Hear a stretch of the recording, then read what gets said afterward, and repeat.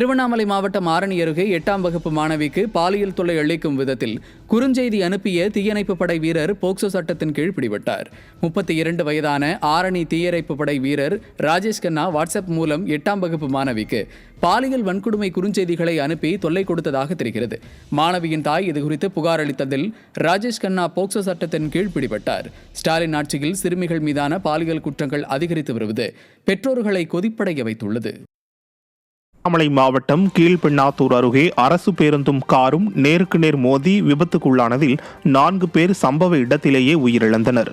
காட்டுக்குளம் பகுதியில் புதுச்சேரி நோக்கி சென்ற காரும் சென்னையிலிருந்து திருவண்ணாமலை நோக்கி சென்ற அரசு பேருந்தும் நேருக்கு நேர் மோதி விபத்துக்குள்ளானது.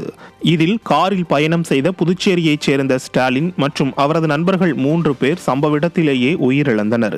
பணி நிமித்தமாக பெங்களூரு சென்றுவிட்டு புதுச்சேரிக்கு திரும்பிய போது நிகழ்ந்த விபத்தில் 4 பேரும் பரிதாபமாக உயிரிழந்தனர். திறனற்ற திமுக ஆட்சியில் அரசு பேருந்துகள் முறையாக பராமரிக்கப்படாததால் அரசின் தகர டப்பா பேருந்துகள் அடிக்கடி விபத்தை ஏற்படுத்துவதாக பொதுமக்கள் குற்றம் சாட்டியுள்ளனர்.